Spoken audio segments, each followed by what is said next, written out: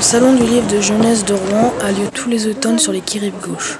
Notre association EBEOS a gentiment été accueillie sur le site et souhaite vous en donner un aperçu. Le Centre d'Histoire Sociale est une association rouennaise créée en 1984. Elle multiplie les initiatives pour sauvegarder les témoins de l'histoire du travail et des techniques dans la région de Rouen. Si le Centre d'Histoire Sociale œuvre dans toute la région de Rouen, Expotec est son lieu de résidence. C'est la maison de retraite de ces machines et outils d'autrefois que les bénévoles s'activent à faire fonctionner. Expotec abrite des machines-outils, des moteurs à explosion, des machines à vapeur, un atelier typographique, des machines de papeterie et bien d'autres choses.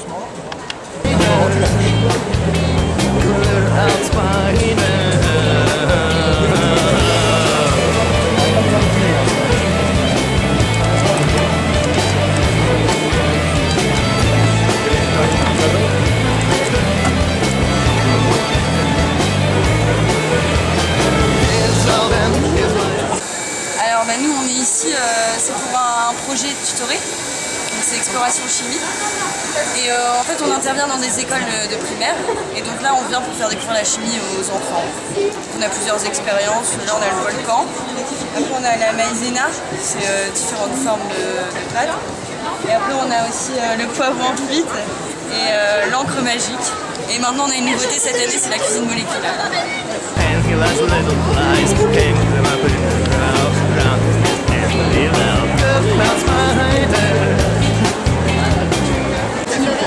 Alors c'est pas mon métier en fait, je fais ça à côté pour le plaisir des enfants et pour le mien aussi. À la base je fais partie d'un groupe de musique amateur, on écrit nos textes et nos chansons, on fait nos musiques de chansons et on a eu envie avec Jean-Charles de poursuivre l'écriture et d'en faire un conte musical. On est censé tous les musiciens avoir... depuis combien de temps vous faites ça en culturel? Alors la musique c'est depuis très longtemps, depuis 25 ans, et le conte musical c'est un projet qui nous a pris 3 ans. On a commencé en 2008. Et quand vous étiez petit, vous vouliez devenir écrivain ou pas du tout. Plutôt footballeur comme tous les petits garçons, comme la plupart.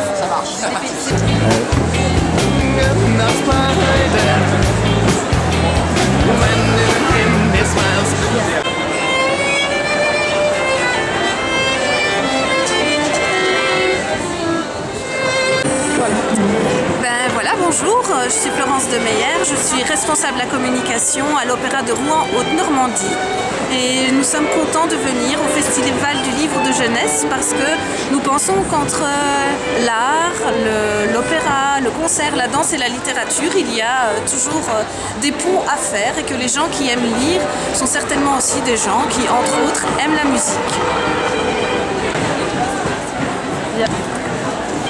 C'est en fait la présentation d'une activité ludothèque.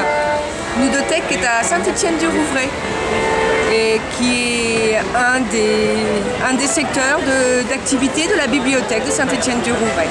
D'accord. Et être ici, ça consiste en quoi? Faire découvrir quoi par rapport au... Alors c'est pour montrer que, alors évidemment oui, le lien entre le jeu et la lecture et le livre, ben, en fait jouer c'est une autre façon de lire. Il faut lire les règles, il faut lire un système de jeu, une carte, etc. Et donc oui, c'est une forme de lecture, c'est un exercice culturel et intellectuel au même titre que la lecture et de loisir aussi.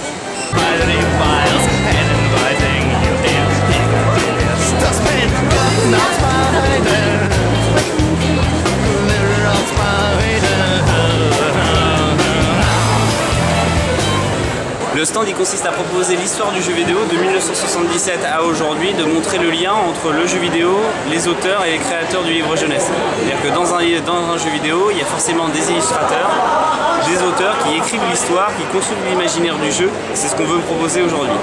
Et donc là, vous avez Link, Mario... Alors forcément sur une grande manifestation comme celle-ci, on retrouve des grandes figures, des Mario, des Link, etc. Nintendo qui a toujours regardé un œil pour la jeunesse et qui propose toujours des jeux pour la jeunesse, par rapport à d'autres éditeurs qui ont choisi plutôt d'aller vers le public adulte. Dans l'association, on essaye toujours de proposer aussi des jeux, soit japonais, soit des jeux qui sont jamais sortis en dehors de l'Europe, pour pouvoir faire découvrir aussi au plus grand nombre que dans le jeu vidéo, il y a ce qu'on leur fait vendre, c'est-à-dire ce qu'on met à vendre aux gens, et puis des choses plus indépendantes, plus confidentielles, qui sont aussi intéressantes. Et nous, c'est notre mission aussi de proposer ça.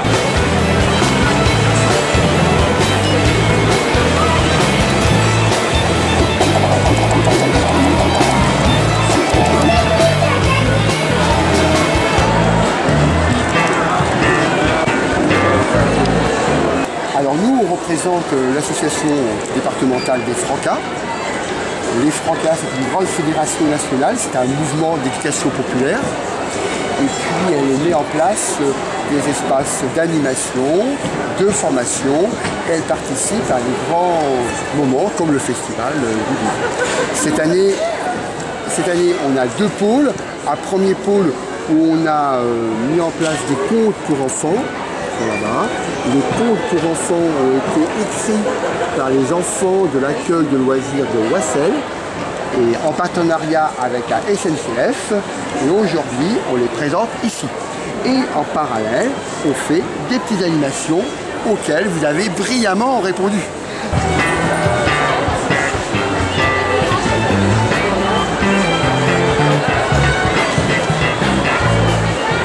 Les éditions de la Gouttière sont une maison d'édition qui travaille sur la bande dessinée pour les plus jeunes, des bandes dessinées pour les petits à partir de 4 ans jusqu'à 10-11 ans.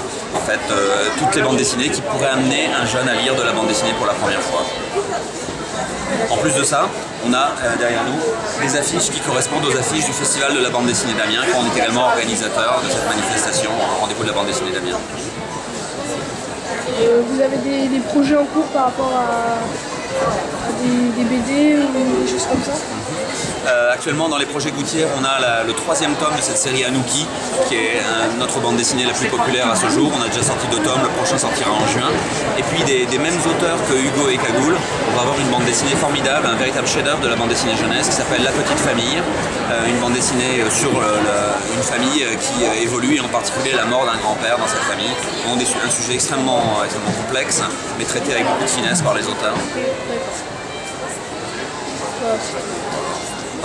Le stand que j'anime, au fait, c'est la fabrication des marionnettes, mais avec le matériau récupérable. Donc, du coup, je vais ramasser le matin du bois dans la forêt et puis je fabrique des marionnettes que les enfants animent dans un petit castelet aussi de fortune que j'avais fabriqué. Donc, c'est un peu recycler ce qui est dans la nature, quoi. Après, la colle, évidemment, elle n'est pas recyclable, mais on ne peut rien. Comme il y a du monde, on est obligé d'utiliser cette colle-là. C'est la fabrication des marionnettes. Et ça fait longtemps que vous faites ça? Pardon? Ça fait longtemps que vous faites ça? Ah oui, ça fait très longtemps. Je suis marionnettiste, conteur et comédien depuis, on va dire, 99. On va dire ça comme ça, plus simplement, quand j'étais devenu professionnel. Parce que le reste, c'est des détails. Et ça marche bien, enfin il y a... Ouais, ça marche super bien. En fait, le début, c'est juste avoir le nom. Quand vous avez un nom, et ça marche. La chance que j'ai eue, parce que j'ai travaillé un peu avec les grands, j'ai eu la chance de travailler avec Kamel Wally, je ne sais pas si vous connaissez. Oui. J'ai fabriqué des marionnettes pour son spectacle, donc du coup, ça relance quand même de l'activité et ça crée une considération énorme. Et pour vous, c'est quoi le rapport entre les marionnettes et la lecture? Les marionnettes font vivre, en fait, ce qui est écrit dans un livre. C'est un théâtre.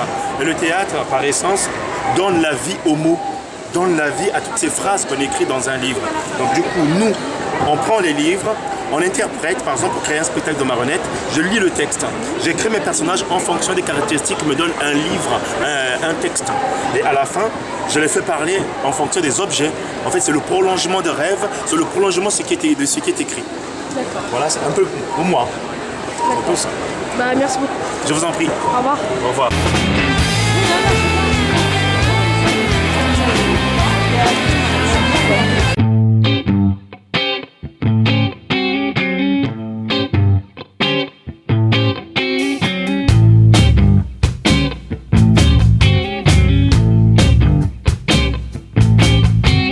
The hisses by the fire in this cobweb empire, never looking around, never making